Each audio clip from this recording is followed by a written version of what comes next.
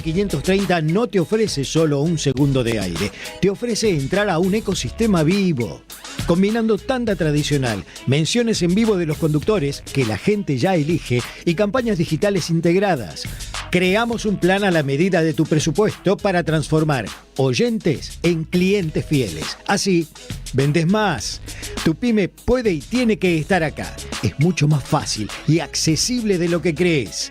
Mandanos un WhatsApp hoy mismo al 11 64 19 16 50 o un correo a anuncios.am530@gmail.com y armemos tu propuesta. AM530, somos comunidad. Lo imposible de contar una experiencia. Hay una ilusión que acompaña a todo ser humano.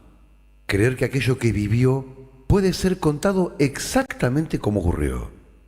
Antes de pronunciar la primera palabra, la experiencia ya empezó a cambiar. Lo vivido quedó atrás. Lo que comienza es el relato. Decía Walter Benjamin que la experiencia no es un dato, es una sabiduría.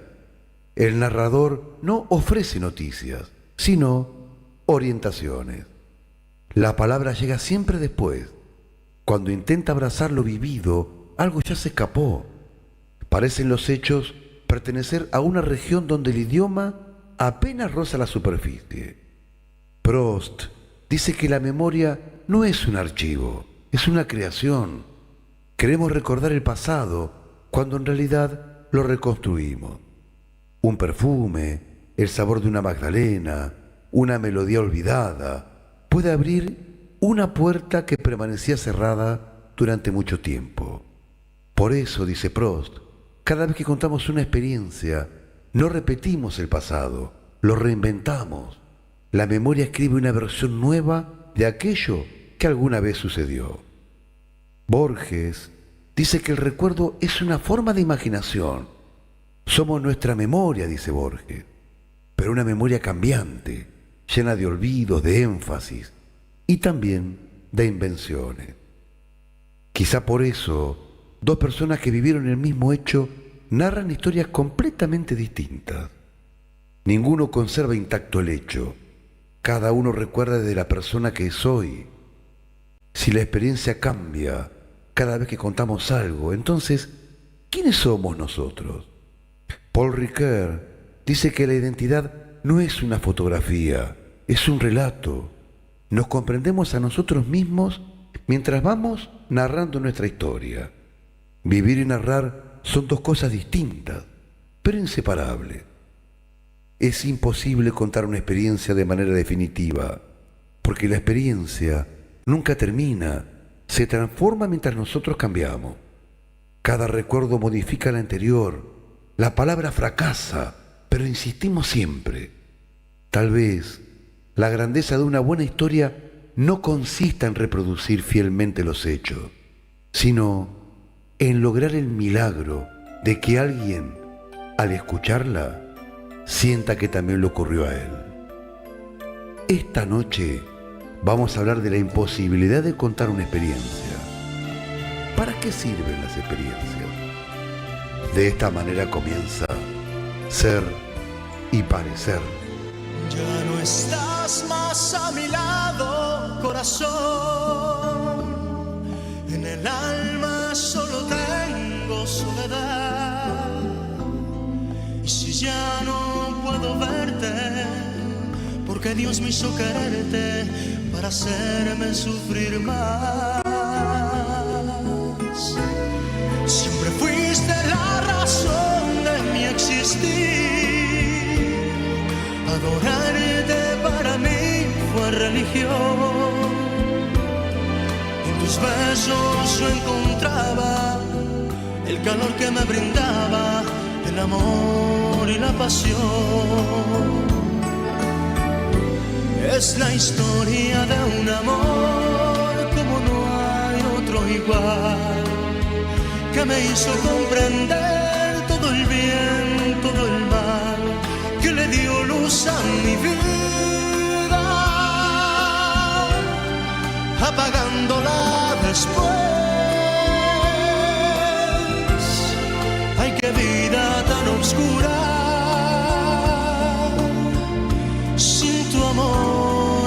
viviré.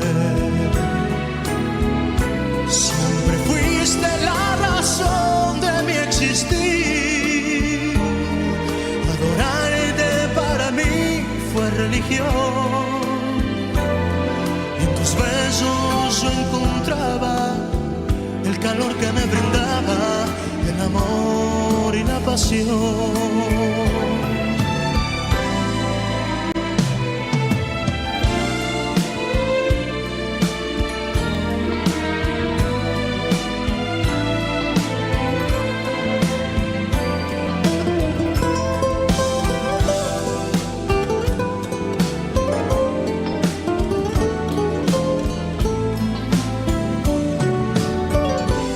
Es la historia de un amor como no hay otro igual, que me hizo comprender todo el bien, todo el mal, que le dio luz a mi vida,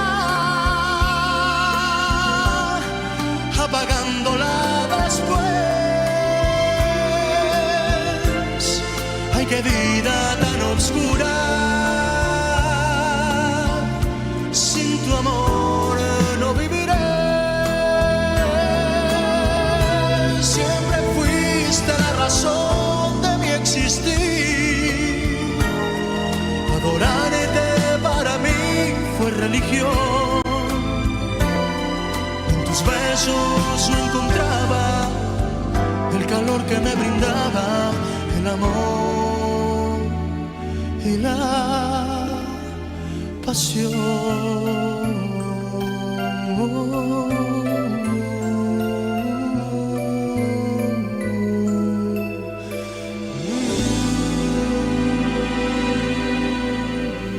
Buenas noches, mi nombre es Silvio Matar. Mi nombre es Aixa Matar. Bien, Aixa, tenemos las redes. Por supuesto, pueden comunicarse con nosotros que estamos en Instagram, en Facebook, en TikTok y en Twitter como @SilvioMatar. También estamos en TikTok, en Spotify, como Ser y Parecer AM530. Y por supuesto que nos pueden mandar un mensajito cuando quieran al 15 50 58 3700. 15 50 58 3700. Perfecto. En este tiempo de mundial, donde, digamos, casi toda la población coincide en ver un solo programa, digamos, ¿no? Es decir, ver el partido. Uh-huh. Se congrega el universo a ver el partido. Y eso lo vamos a enlazar con la editorial de hoy. ¿Cómo sería? ¿Por qué? Porque es cómo contar una experiencia. Es decir, estamos todos viendo lo mismo, uh-huh, pero sin embargo, a la hora de que vos le preguntes a alguien qué piensa, todos te van a decir algo distinto. Es decir, ahí es donde aparece la subjetividad, pero la subjetividad incluso corrompida por el hecho. Es decir, como ya es pasado, como ya pasó ese hecho, más allá que después veamos la repetición o no, y que uno quiera contar lo que sintió, por ejemplo, con un gol, ¿no? Cuando uno quiere repetir lo que sintió, cómo la pasó en ese partido, ahí aparece la imposibilidad de contar la experiencia tal cual uno la vivió, ¿no? ¿A vos no te pasó que quisiste contarles, nadie te preguntó, che, ¿cómo viviste el gol contra los ingleses? Y sin embargo, cuando vos lo estás relatando, no tiene la dimensión y la intensidad que tuvo cuando vos lo viviste. Sí, están muy teñidos por los sentimientos, los hechos. Claro. No queremos ir tan lejos como decir que no existe la realidad, ¿no? Uh-huh. Pero es verdad que cada uno lo vive con su tinte y que a medida que pasa el tiempo tiene lentes nuevas, se le van sumando colores. Por eso Walter Benjamin fue hace 100 años casi, el tipo decía, che, miren que un hecho se va a mirar de distintas formas, que es lo que está pasando ahora, digamos, ¿no? Porque tipos como él o tipos como Wittgenstein, que soñaban con un vocabulario donde poder atrapar la experiencia, donde poder contar la experiencia tal cual fue, con el vocabulario exacto, para reproducirlo con la misma intensidad, es imposible hacerlo. Sí, además me da mucha curiosidad ver cómo cada uno de nosotros recuerda. Es decir, hay personas que recuerdan a través del olfato, otros que recuerdan a través de la imagen. He conocido y me pasa de asociar sentimientos, de recordar ese momento a través de que sentí algo muy fuerte, por ejemplo. Claro. Pero no por la imagen, sino, por ejemplo, si me preguntás por un gol a los ingleses, uno recuerda como un estado total de adrenalina, ¿no? No sé si recordás más qué estabas haciendo, qué estabas tomando, quién estaba al lado tuyo. O tal vez sí. O tal vez sí. O puede pasar al revés, como dice Prost, que el tipo muerde una magdalena y dice, uy, mirá, y lo lleva a la infancia y escribe En búsqueda del tiempo perdido, y que son, no sé, 20 volúmenes, qué sé yo, 7, depende de la editorial. Y vos decís, che, ¿y tanto pasó? Claro, pasó al revés. Lo descubrió a través de un sabor. O también puede ser como dice Borges, que vos vas creciendo y te van pasando cosas, entonces eso también va modificando la calidad del recuerdo, como que lo vas cincelando, ¿no? Desde el hoy. O lo va revalorizando, incluso. Por supuesto. ¿Qué es lo que te dice un historiador? Che, mirá que la historia se escribe desde el hoy. Digo, eso es interesante. Pero bueno, todo esto, ¿cómo lo vamos a utilizar? No, pero pará, quería traer... Hay una película muy linda para enseñarle esto a los chicos, para que los chicos aprendan cómo recordar y qué sentido tiene, que se llama Ratatouille. Es una película de una rata que cocina. Mirá. Pero sacando eso en Disney, es muy lindo porque viene un tipo que es un crítico culinario. Ajá. Y la ratita le sirve lo que cocinó, Mirá. así humildemente. Y el tipo prueba un bocado y le hace acordar a un plato que le hacía su madre. Mira. ¿No? Lo lleva a la niñez. Claro. Entonces, es interesante esto de que cuando uno pasa el tiempo, por ejemplo, y más extraña, no sé, a sus padres, por ejemplo, vos probás una lasaña y se parece a la que hizo tu mamá y tiene más valor que si lo hubieras probado por ahí a los 15 años. Me parece que también hay algo en la distancia que hace que uno revalorice ciertos recuerdos.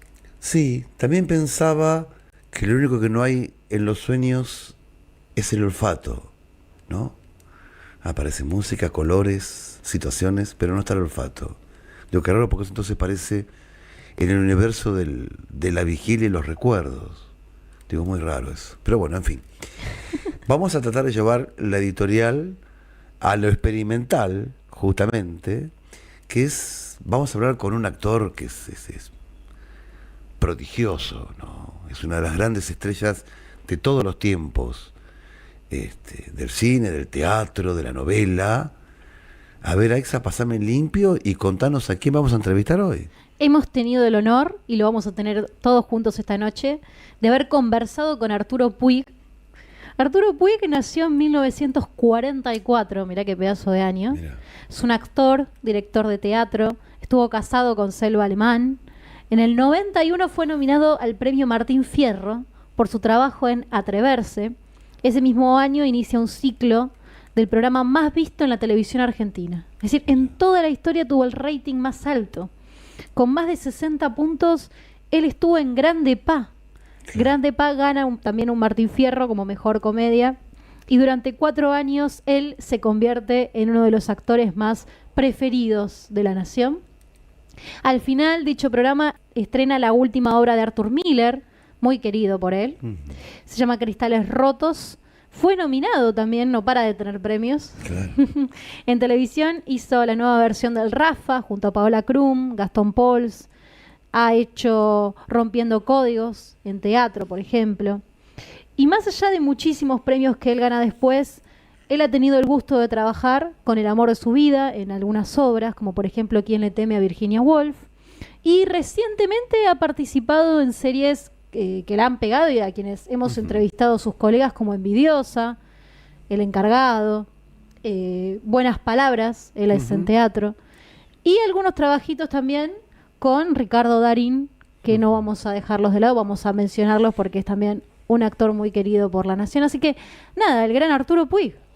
Tenemos al gran Arturo Puig. Escuchamos la nota y nos encontramos al final.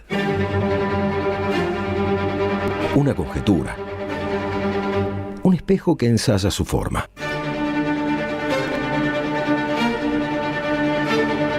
Ser y parecer. Entrevistas que trascienden.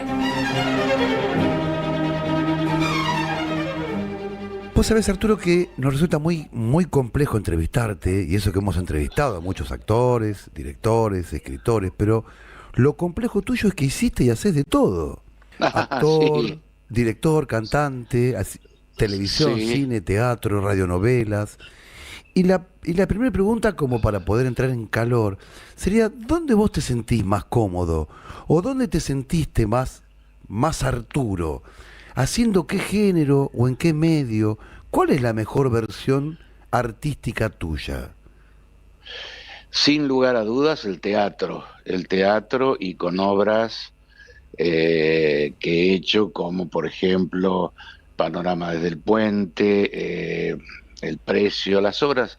Yo hice 4 obras de Arthur Miller, que es uno de mis autores predilectos, y la última obra, que fue Largo Viaje de un día hacia la noche, también fue una obra emblemática, y ahí es donde me siento más cómodo.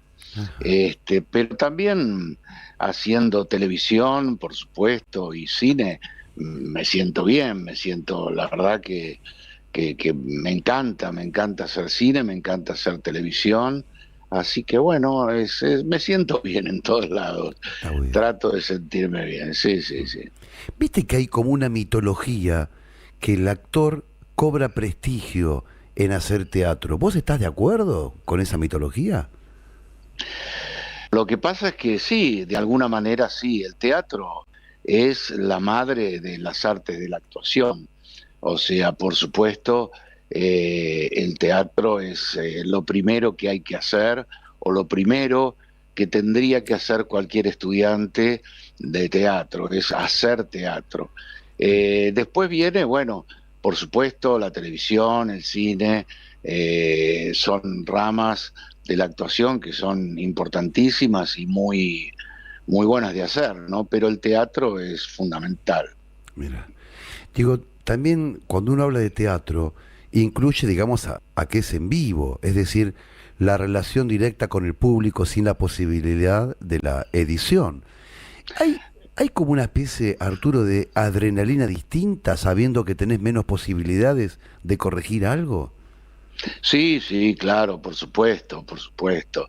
Mira, yo creo que el teatro es sanador, no solamente para el actor, sino también para el público. Vos lo acabas de decir, es un hecho en vivo único que sucede en ese momento y en esa función, porque muchas veces, y a mí me han preguntado, este, bueno, que se siente repetir siempre la misma letra, qué sé yo, y no es así. Uno repite la misma letra, pero cambia porque cambia el público también.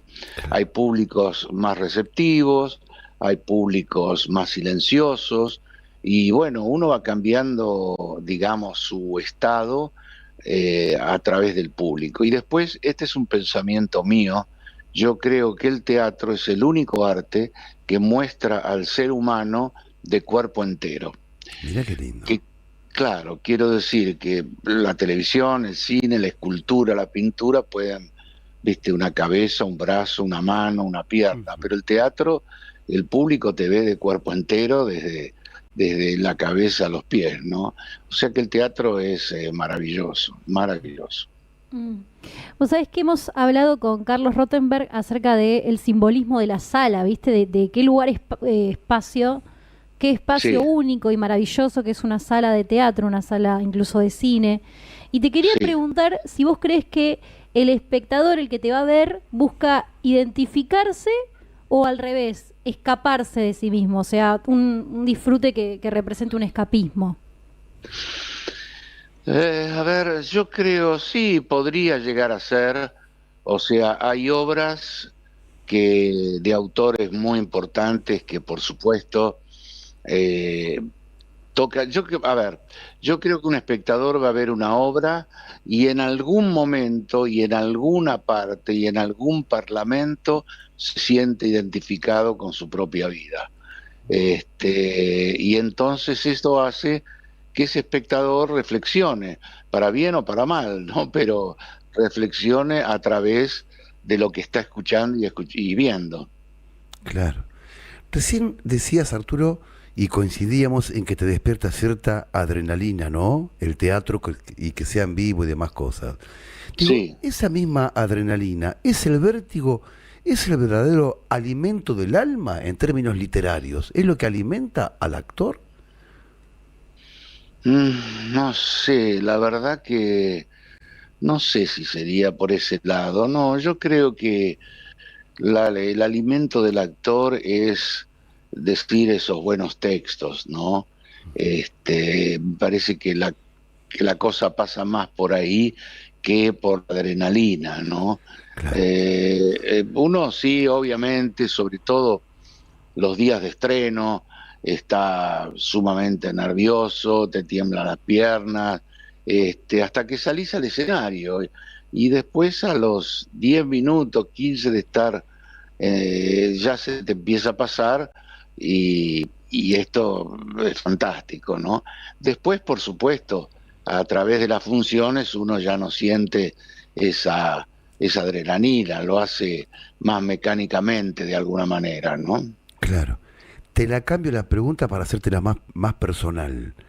Digo, Sí. ese mismo vértigo del que estamos hablando, o la adrenalina, en Mm. la vida real cobra sentido también, digo, o vos sos una persona estructurada, en tu caso personal, sos una persona estructurada, así que le teme a los cambios y encontrás ahí como un desafío en esa especie de adrenalina, o vos te prestás, o tu humanidad se precipita y se presta para los cambios. A ver, el trabajo me encantan los cambios. Cuanto más cambio y lejos esté de mí, más me gusta. Hablo de los personajes o de las obras, ese tipo de cosas. Después en mi vida, yo, bueno, en los últimos tiempos he tenido que hacer muchos cambios a raíz de la partida de Selva, entonces he hecho muchos cambios en mi vida, me he tenido que mudar, y he tenido que hacer una serie de cosas que antes no hacía, ¿no? Que compartía con Selva, pero que fundamentalmente la base era Selva, ¿no? Claro. Ahora soy yo. Así que sí, sí, los cambios siempre son fuertes y quizás sean buenos, en el sentido de si uno está progresando, ¿no? Ujú. Hace un ratito comentaste acerca de un guión y quería preguntarte cuál es la importancia de un guión para el actor o para vos más específicamente, porque hemos visto grandes actores que con dos palabras te hacen una gran escena, viste, no necesitan un gran diálogo, pero a la vez cuando un guión es pobre puede sentirse un actor como un poco estimulado para hacer ese personaje. ¿A vos qué te pasa? ¿Te dan más ganas de mejorarlo cuando ves un guión pobre o te desestimula? ¿Hay algún trabajo que hayas rechazado porque el guión te parecía que no daba? Sí, sí, por supuesto. Para mí el guión, el libro es lo más importante. No hace mucho me llamaron para una obra de teatro que la leí y que no me gustó y que estaba lejos de mí, de mi personaje, y por supuesto la rechacé. Ahora, modificar, a un autor depende también del autor, ¿no? O sea, modificar un parlamento de Arthur Miller no es tarea fácil, ¿no? Claro. Porque es un autor extraordinario, o el último autor de Largo Viaje, un día hacia la noche, ¿no? Son autores muy importantes. Por supuesto, uno a veces cambia alguna palabra, alguna frase corta, porque bueno, le viene mejor para decir, pero no mucho más. Claro. Y en tu caso, Arturo, ¿vos sos de dialogar con el director? Es decir, de charlar buscando alternativas para optimizar el personaje, de cuáles son tus características. ¿Sos de hablar esas instancias con el director? Sí, claro, claro, por supuesto. Sí, sí, el trabajo de los ensayos es justamente eso, estar cambiando opiniones, dialogar con el director y con tus compañeros también, ¿no? O Ujú, sea, es ir acomodando lo mejor posible, la obra, digamos, ¿no? Sí, ujú. sí, se dialoga, sí. Ahora, también es verdad que trabajaste con Alberto Migré, que era un obsesivo de la letra, ¿no? Y del Sí, texto. Bueno, ahí no había ninguna posibilidad de cambio. Claro. ¿Y tenés alguna anécdota como para contarnos del trabajo con Alberto Migré? Sí, sí, tengo una que es... eh, él me llamó, él fue a ver una película que yo trabajaba los días que me diste, Ajá. que yo hice con Inda Ledesma, ¿no? Y cuando salió del cine, era un estreno, él se acercó a mí y me dijo, usted y yo vamos a trabajar juntos en algún momento. Bueno, dije, va, bueno, muchas gracias, qué sé yo, Migré era, no sé, la cúspide del escritor, así que Claro.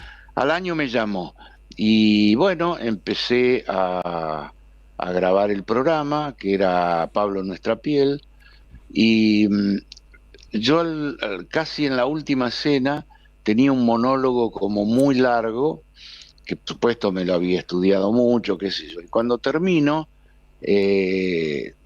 se corta la grabación y bueno, el director bien, Arturo, bárbaro, qué sé yo, y viene Alberto con el libro en la mano porque él presenciaba las grabaciones. Claro. Viene y me dice, muy bien, Puig, pero usted me hizo una adaptación de mi libro. Mira. Y entonces yo le digo, ay, perdón, ¿qué dije? No, me dice, mire, acá dice, levanto la copa para brindar. Y usted dijo, levanto mi vaso para brindar. No, por ese detalle, Entonces, mirá. sí, sí, entonces yo le digo, bueno, Alberto, pero no es lo mismo. Me dice, no, no suena igual. Mirá vos, mirá vos. Y tenía razón, porque él después, cuando yo a medida que fui trabajando con él tenía razón porque él escribía de una manera casi musical. Claro, Entonces las palabras, es verdad, no suena lo mismo brindo con un vaso que brindo con una copa. totalmente.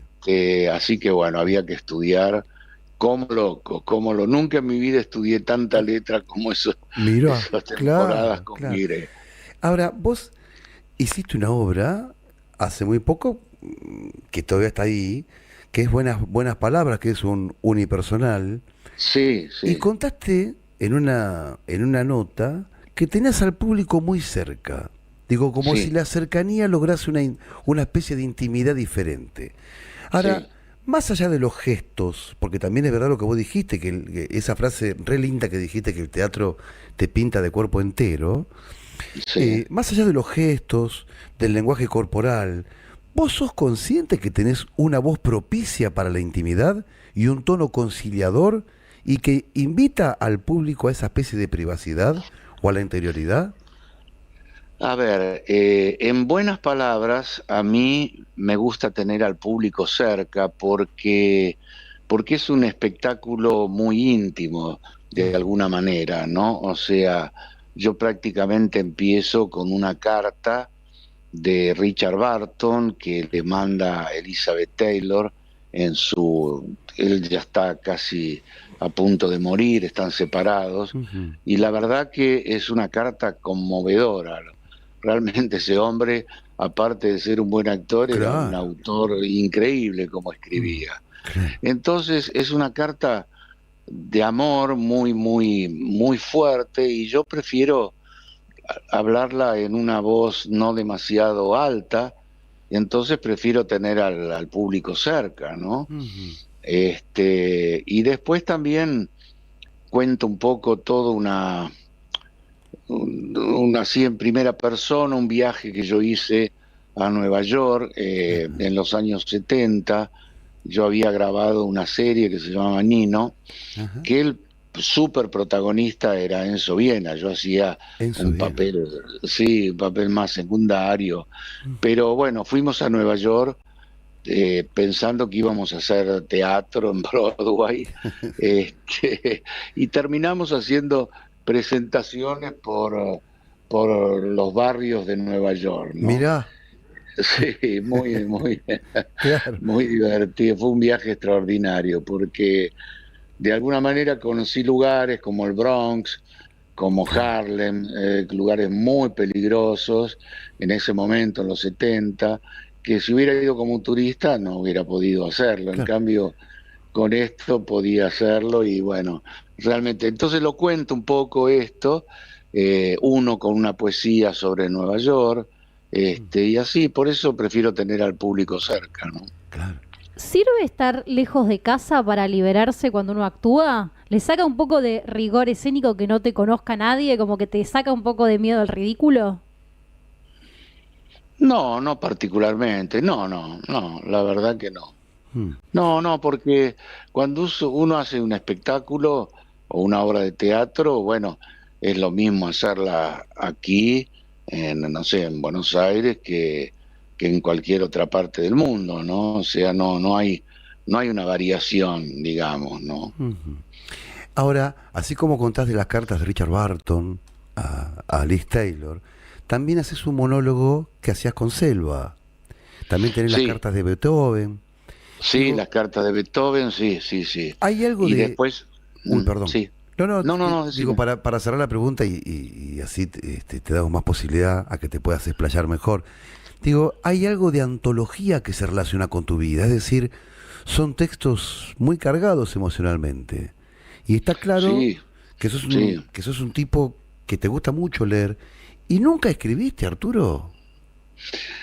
Mira, escribí hace muchos años unos cuentos, pero después no volví a escribir más. Y bueno, y la verdad que me gustaría, y todos los días digo, bueno, voy a empezar a escribir, y la verdad que yo soy bastante haragán, ¿no? Entonces nunca empiezo, pero sí escribí un par de cosas. Y he leído mucho, la lectura para mí ha sido fundamental, ¿no? Fundamental. Y a quién te gusta leer? O qué actor, más allá de Arthur Miller, que recién nos contabas, Sí, ¿qué, qué, eh, qué otro actor es el que te marca desde otro lado, digamos? sí, mira, yo soy un lector un poco que lee de pronto una biografía, Mirá qué de lindo. pronto una novela policial, de pronto una cosa de historia, voy saltando. Ujú, No, mirá, no tengo una conducta literaria así importante, pero sí me gusta mucho Hemingway, me gusta mirá qué mucho, lindo. Ujú, sí, me gusta, bueno, por supuesto los clásicos, Shakespeare, ujú, estas son obras maravillosas, ¿no? claro. Hace un par de días cumplió años Hemingway. Mira, O cumpliría. Mira, hablando Sí. de eso también, de las palabras, porque digo, es muy difícil memorizar palabras. Y me preguntaba cómo haces para evocar un texto, por ejemplo. ¿Cómo trabaja tu memoria? Es decir, ¿la evocas a través de un sentimiento? ¿Es una memoria fotogénica? ¿Cómo te es más fácil recordar? ¿Vos decís cómo estudio la letra? ¿Sería claro. eso? Mm. Ujú, Ah, a ver, yo, bueno, primero leo, si es una obra de teatro, la leo varias veces, así como seguido, para ver bien. Y después me marco los bocadillos míos y voy repitiendo, o sea, lo digo el bocadillo, lo digo de memoria, después agarro otro, lo digo de memoria y así voy pasando toda la obra vas, hasta que me la sé de memoria, ¿no? claro. Ahora, en esta última obra, Arturo, en la elección de los textos, para Sí, mí, yo soy un pobre lector o interpretador, si vos querés, para mí tiene algo de confesión eso, que vos le cuentes al público una especie de síntesis de tu vida, como si fuera un testamento casi emocional. ¿Hay algo de eso? sí, pienso que sí, sí, sí. Pienso que esto que estoy diciendo, la letra, las buenas palabras, son un poco las palabras que a mí me gustaron leer y poder decirlas me encanta y me parece, sí, como una, no sé si diría una confesión, pero sí algo muy, muy, muy propio, ¿no? Por ejemplo, yo termino el espectáculo con el monólogo de Chaplin, del gran Ajá, dictador, mira, que parece, sí, parece escrito hoy, claro, eh, claro, y se escribió en el año 40, ¿no? claro. Y es extraordinario, ¿no? La crítica que hace a los gobiernos y a la gente, en fin, a los políticos de alguna manera, ¿no? Claro. Entonces termino con eso y la verdad que la gente lo aprecia muchísimo, ese monólogo, ¿no? Muy, muy bueno. Claro. Y eso también, bueno, un día mirando así lo leí y me pareció tan genial, y aparte yo tengo una gran admiración por Chaplin, Claro. y dije, es ideal hacerlo y decirlo, ¿no? Totalmente. Bueno, hablando de este pequeño extracto de Chaplin, ¿hay alguna obra que sentís que hoy vos no podrías hacer, no se podría hacer, o alguna que hiciste y que volverías a traer al presente? Sí, hay algunas obras que me que volvería a hacerlas encantado, pero algunas estoy pasado de edad. Así que volvería a ser Quien le teme a Virginia Woolf o Panorama desde el puente. Esas volvería a hacerlas, pero me parece que ahora estoy un poco grande para hacerlas, ¿no? Tendría que ser más joven como cuando las hice, ¿no? Ujú. Estamos en la M530, estamos en la radio de las Madres de Plaza de Mayo y estamos hablando con Arturo Puig. Pues sabés que lo que nos llama la atención también en el programa, que es un programa modestamente filosófico, si querés, y de literatura, psicología, digo, es tu propia historia. Digo, porque vos trascendiste los límites psicológicamente, es decir, que uno tiene para interpretar la vida. Porque no solo sucede en el plano real, sino en lo ficcional. Es decir, arriba del tablado y abajo del tablado, convertiste los dos planos en uno solo, mirá. Porque vos trabajaste junto con tu compañera, con tu pareja. Sí, Es decir, sí. y eso trasciende un poco los límites que nosotros tenemos para interpretar lo que aparece como real y lo ficcional. Digo, ¿cómo es eso? Es decir, eran ustedes arriba del escenario y eran ustedes abajo del escenario. Y eso, Arturo, Sí. tiene un valor filosófico increíble porque casi que unieron las dos dimensiones del ser humano para interpretar la vida. Sí, de alguna manera sí.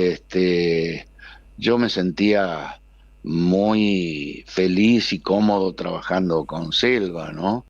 Para mí era una actriz extraordinaria y aprendía mucho de ella también y nos llevábamos muy bien en los últimos tiempos, porque en un momento nos llevábamos tan mal trabajando que habíamos decidido no trabajar más juntos. Claro.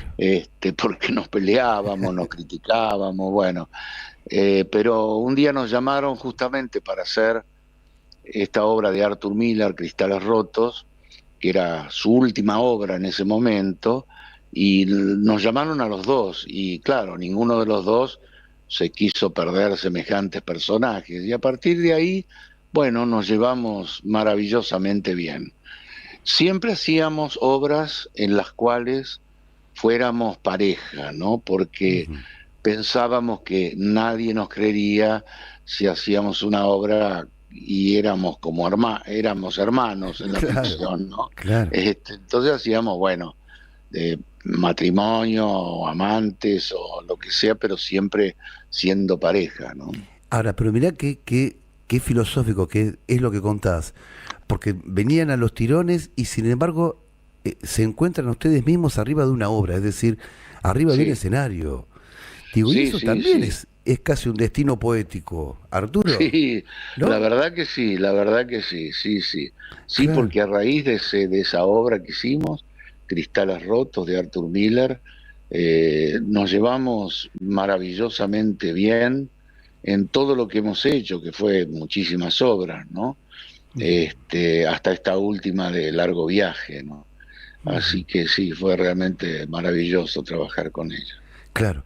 Y ahora siguiendo en esa línea, digo, vos cuando contás que la conociste a Selva, Sí, siempre contás algo que tiene que ver con las manos, digamos, ¿no? Que cuando al estrechar las manos y que sentiste algo y que ella después te confiesa sí, que ella sentía que vos eras de la familia, digamos, ¿no? sí, Y ahí también se abren dos puertas filosóficas, mirá qué lindo, porque una es la espontaneidad de cómo se puede presentar el amor, ¿no? Porque vos no, sí, ni pensabas en encontrarla. Y la otra es que uno que hace cuando lo encuentra el amor, es decir, hay un punto de partida, pero después hay que sostener ese punto de partida, ¿no? Ah, sí, sí, claro, sí, sí. Sí, el encuentro con ella fue fantástico. Yo cuando la vi, no sé, ya me enamoré de la primera vista prácticamente. Y después sí, al tiempo ella me confesó que había sentido que como que yo era de la familia. Mirá. Así que, bueno, así estuvimos 50 años juntos. Y sos esencialmente un tipo romántico, Arturo. Sí, sí, sí, sí, yo creo que sí, Ujú. sí, Ahora, perdón que te haya interrumpido porque no queremos sí, robarte mucho tiempo, pero queremos también hacer una línea de tu vida. Y pensamos, por ejemplo, yendo más a la infancia, digo que tu padre era un empresario teatral, tu sí, madre una ama de casa, pero gran lectora, y por sí, un lado sí. están los números y del otro lado están las letras. ¿Vos llegás a recordar cómo eran esos diálogos en la infancia, así de sobremesa? Terminan de comer un sábado al mediodía, pero vos sos Sí, chiquito. ¿Vos recordás algo de esos diálogos? sí, sí, porque mi casa, a raíz de mi papá ser empresario del teatro, siempre se hablaba de alguna manera de teatro, siempre alguna obra o de algún actor, o de alguna película. Yo iba mucho al cine con mi mamá a ver 3 películas en los cines de Cabildo, y hablábamos de eso, y bueno, sí, siempre los diálogos estuvieron relativamente cerca del teatro o del cine, ¿no? Mm. ¿Y recordás la primera película o obra que viste, algo que te haya acercado a tu vocación, que te haya inclinado, que vos te haya roto la cabeza, que vos hayas dicho, bueno, claramente tiene que ser por acá, esto me fascina? Sí, bueno, eh, yo por ejemplo estaba Pedro López Lagar, que era un actor español muy, muy importante, pero radicado acá, ¿no? En la Argentina, estaba ensayando en el teatro de mi padre Panorama desde el Puente. Y, y yo estaba mirando los ensayos sentado en la platea, y había 2 o 3 personas más que eran actores también, y el Lagar no sabía que yo era el hijo del empresario. Entonces dijo, bueno, suban que les voy a marcar una escena. Y a mí me marcó una escena que era, entraba por un costado del escenario, señalaba, en ese momento era una pelea, y salía corriendo. Y ahí fue mi primera incursión como actor, y esa obra, bueno, después yo la hice en el San Martín haciendo el papel protagónico, ¿no? El emblemático Eric Carbone. Y vos, bueno, sos más que consciente que Grande Paz ya fue la obra con mayor, el programa con mayor rating de la historia de la televisión argentina. ¿Vos Sí, sí, eras claro. consciente de eso mientras lo hacías? ¿Cómo fue la experiencia de hacer eso? Bueno, a ver, en ese momento yo estaba haciendo Atreverse con Doria, que era un programa maravilloso porque siempre hacíamos personajes diferentes, y el director Doria era extraordinario, ¿no? Y Gustavo Yankelevich, que era el gerente artístico de Telefe, y que éramos muy amigos desde hacía muchos años con Gustavo, ¿no? Y él vino un día y me dijo, quiero que hagas una comedia, qué sé yo. Y yo le digo, no, no, prefiero seguir con Atreverse, que es bárbaro, qué sé yo. Bueno, y él así insistió un par de veces, hasta que un día yo le dije, bueno, a ver, ¿de qué se trata? Bueno, y me contó un poco. Y ahí yo le dije, bueno, hagámosla, qué sé yo. El título, no sabíamos qué título ponerle. Y me dice, cómo te dicen tus hijos cuando haces algo bueno? Que, no sé, grande papá. Bueno, pongámosle grande pa. Bueno, empezó el programa, y tuvo mucho rating, no el rating que después, pero empezó muy, muy bien, ¿no? Y bueno, al segundo programa más rating, al tercero más rating, y así Mira, tuvimos hasta 60 puntos. claro, Wow. claro. Sí. Y era un programa que a mí me encantaba hacerlo porque todo el grupo, que con las chicas, con María, con Paco Fernández de Rosa, con el director también, nos llevábamos muy bien. Mira. Nos divertíamos mucho grabando el programa, pero mucho, nos reíamos todo el tiempo. Así que fue unos años, fueron 4 años de gran placer, Claro. más allá del éxito, ¿no? Por supuesto. Que no es fácil lograr eso, ¿no, Arturo? Llevarse bien todo. No. Sí, eso no siempre pasa. Claro. Pero yo creo que parte del éxito es eso, que eso trascendía la pantalla, sobre todo una comedia de tipo así, con las chicas y con María, la verdad que yo creo que trascendía esa, que Claro. nos lleváramos tan bien, ¿no? Recién hablabas de la fama y el éxito que tuvo el programa. ¿A Sí. vos te incomodaba la fama? Es decir, o pudiste sacar provecho de alguna virtud y de alguna característica que te haya dado, eso por un lado, y si hubieses preferido tener dos destinos, también ser una persona desconocida, ¿cómo te llevaste con el éxito, la fama y la otra posibilidad? Sí, no, yo la verdad que me llevé muy bien con el éxito porque no cambié nada de mi vida, digamos. O sea, si yo, viste, iba a comer afuera, iba al cine, iba así a mi vida, igual que siempre, por supuesto, obviamente la gente de pronto me pedía en ese momento autógrafos, pero yo siempre creí que el público es muy inteligente y si vos vas a un cine o a un restaurante y entras discretamente, la gente sabe que es tu momento. Ahora, si vas, qué sé yo, con anteojos negros y taconeando, ahí se arman los líos, viste, de todo eso, ¿no? Así que no, bien. Y en algunos momentos que viajé afuera, sí, de alguna manera eh, era un pequeño alivio que no me conocieran, digamos, Claro, ¿no? claro, Sí, claro. Vos sabés que en este programa, Arturo, hay un tema recurrente que es el amor, ¿viste? Cada dos por sí, tres, casi sin querer, caemos siempre en el tema del amor. Y nosotros pensamos que uno deambula toda una existencia distraído con pretextos, pero que en realidad, en el fondo sabemos muy bien que la única búsqueda es la del amor eterno. A vos, en lo sí. personal, ¿te dio tranquilidad haber encontrado el amor de tu vida? Sí, mucha tranquilidad, por supuesto. Nosotros con Selva tuvimos 50 años juntos, bueno, con momentos que nos peleamos, nos separamos por momentos, pero siempre juntos y siempre, sí, el amor terrible. Yo en este momento me siento perdido sin ella, me siento perdido, porque era el centro de la casa, no solamente conmigo, con mis hijos, con mis nietos, con todos. Selva era muy, ¿cómo puedo decir? Todo el mundo la quería, digamos, Claro. ¿no? Eh, Así que bueno, muy difícil. Arturo, ¿el encuentro del amor termina realizando al ser humano, a la persona? ¿Vos te sentiste realizado desde ese lugar?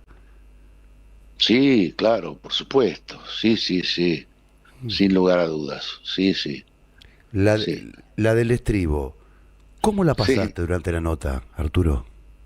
no, muy bien, la verdad que muy bien, las preguntas muy interesantes y buenas, así que le he pasado muy bien, gracias.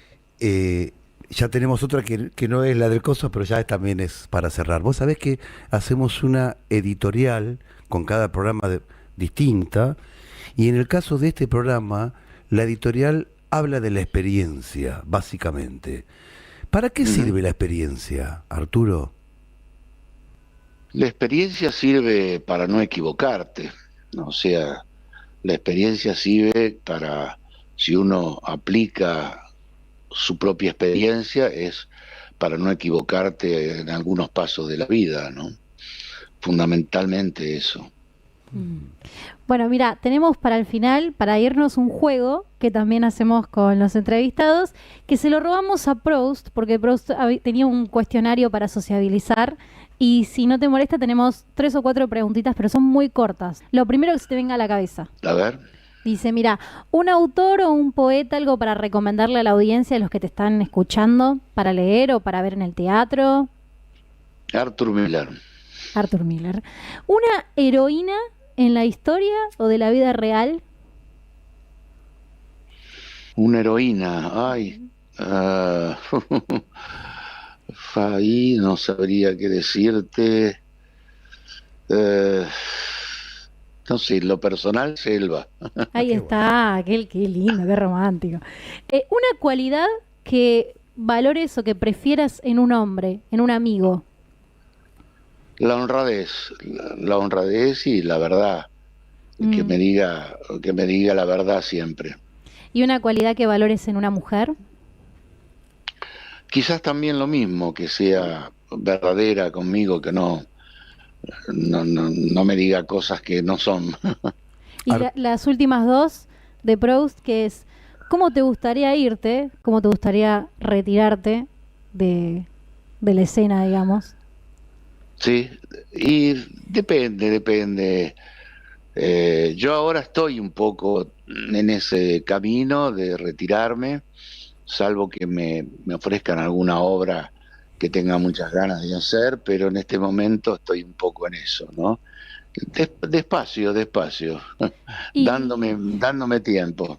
Y la última, ¿harías todo de vuelta? ¿Todo igual, de la misma manera? Sí, seguramente sí. Arturo, cuando Aixa te preguntó sobre una heroína, los Sí. dos acá estábamos expectantes y deseantes de que la nombres a Selva. Mira. Te agradecemos de corazón la nota. Te Bueno, agradecemos de muchísimas corazón gracias. Bueno, el tiempo que bárbaro. nos has regalado. Gracias. Por favor, gracias.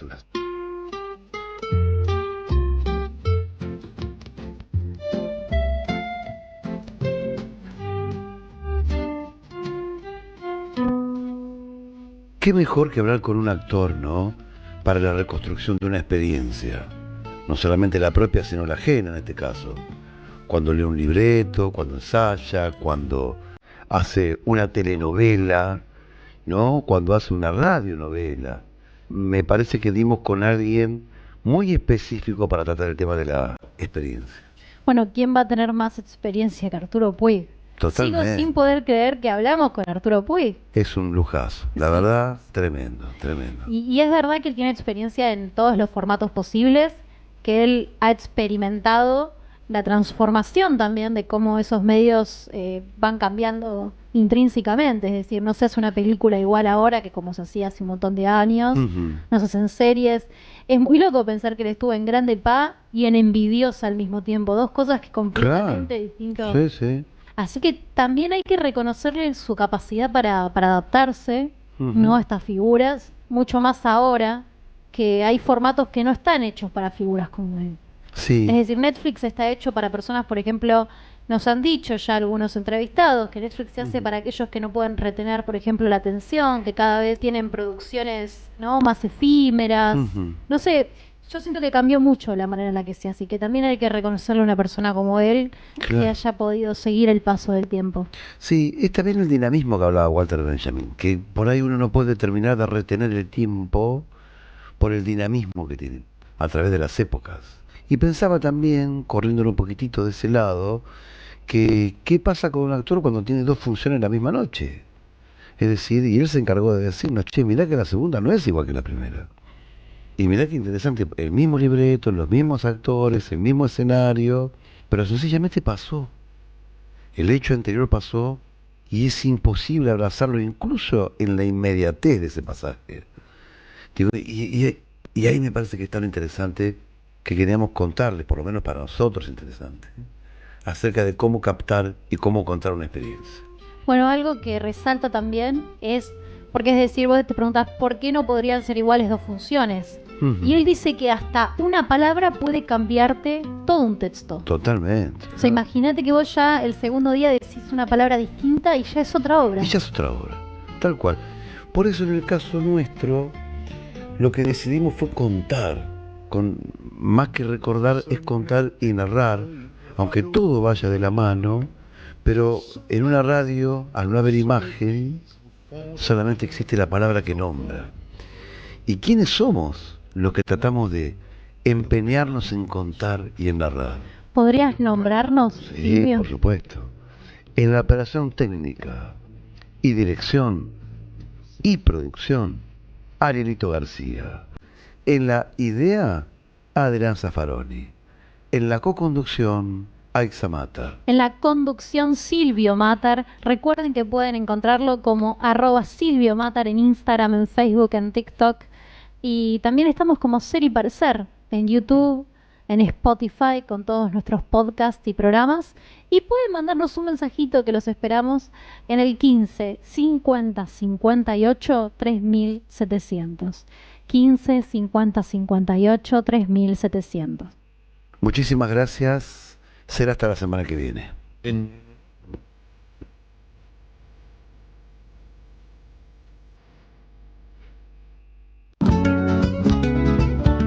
Prendida a la magia de los caminos, hay una radio que nunca se apaga.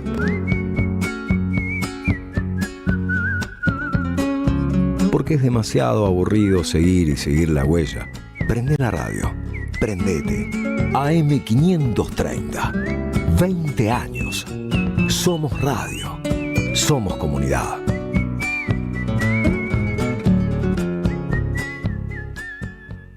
¿Apostar la plata de tus viejos? No da. ¿Apostar todos los días? No da. ¿Perderte la juntada? No da. ¿Viciar con las apuestas? No da. Si conoces a alguien que tiene problemas con las apuestas, dejarlo solo no da. Llama al 0800-222-5462. Gobierno de la Provincia de Buenos Aires. El destino de tus vacaciones está en Turismo Cabal. Viví los momentos que querés, con viajes armados a tu medida.